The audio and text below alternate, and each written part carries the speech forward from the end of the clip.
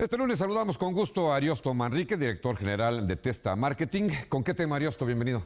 Gracias, buenas noches. Democracia. Vamos, sí, y creo que justo estamos pasando ahorita por unas fechas muy interesantes. Ahorita es una etapa de silencio, ¿no? De las intercampañas. De las intercampañas, ¿no? Finalmente, ¿no? Finalmente un poquito de espacio para pensar. Y el día de hoy traigo información muy interesante sobre estos índices de democracia, unas mediciones que existen sobre la democracia y que vale la pena ver cómo está el mundo y cómo estamos nosotros respecto del mundo. A ver, ¿te parece? muy bien, me parece. Perfecto, pues gracias y buenas noches. El primer dato es este índice de democracia 2017. Esto es por regiones. The Economist, la fuente es quien la publica. Fíjate que la región con mayor índice de democracia es América del Norte, justo Canadá, Estados Unidos y México con 8.56.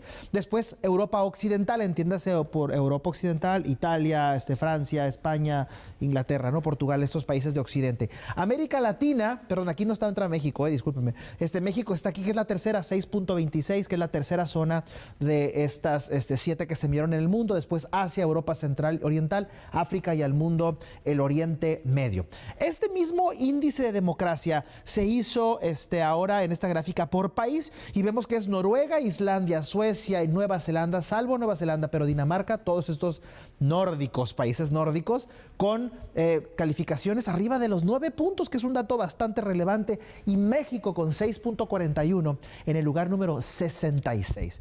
Y si colocamos a México en otra perspectiva, es decir, México es la potencia 12 o 13 en el mundo, en términos económicos, no lo somos en democracia, que es el número 66. También índice de democracia, pero en América Latina. Bueno, ¿cómo estamos dentro de América Latina? Y resulta ser que tampoco somos líderes en América Latina. De los 22, 24 países de América Latina, estamos en el lugar número 15. Primero Uruguay, Costa Rica, Chile, Jamaica, Panamá y hasta prácticamente al sótano, México en el número 15. ¿Qué es lo que se mide en esto? Y en México, ¿cuáles fueron los resultados? Se miden 5 variables. La primera variable que The Economist mide es sobre el proceso electoral y el pluralismo, 7.83. El funcionamiento del gobierno, 6.43, donde también un poco bajo. Después 7.22, la participación política. 4.38, que es lo que los jala hacia abajo, es la cultura política. Es decir, no es un tema nada más de las autoridades, es un tema clarísimo que es de los partidos políticos y también de los ciudadanos. Y por último, los derechos civiles, un análisis que se hace del derecho electoral, 6.18. Ese es por qué México tiene esas cantidades tan bajas. Parametría, en el año pasado hizo una encuesta muy interesante sobre cómo se decidía, que estaban de acuerdo o en desacuerdo de las segundas vueltas. Traigo a colación ese tema porque después de lo que estamos viendo de una elección prácticamente de 3, vamos a tener que replantear y repensar en nuestro país el tema de la segunda vuelta, como las grandes democracias lo hacen. 77% de los mexicanos dicen, según Parametría, estar de acuerdo con una segunda vuelta, y creo que es un tema que necesitamos observar e impulsar también junto con los legisladores. En el 2012, Parametría hizo una pregunta muy interesante. Cuando decidió usted, esto fue después del proceso electoral, cuando decidió por quién partido o candidato votar, ¿cómo fue? 37% lo dijo que siempre ha votado por el mismo partido. Son los famosos votos duros que vamos a escuchar mucho en la televisión y vamos a leer en la prensa. Después el 23% dice cuando supe quiénes eran los candidatos.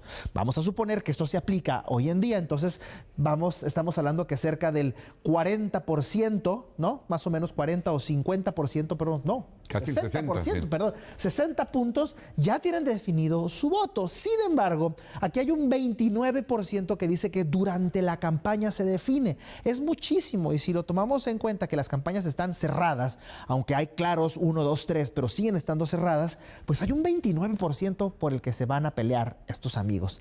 Y un 9%, o sea, 1 de cada 10 llega a la urna a ejercer su derecho y su obligación, pero no sabe por quién votar, y ahí se define. Es un dato que también vale la pena observar. Y por último, quiero compartirles estas 7 recomendaciones que Scientific American hace al mundo, porque es un think tank de políticas públicas y democracia, sobre cómo elegir al candidato electoral. Primero, usar datos y no emociones.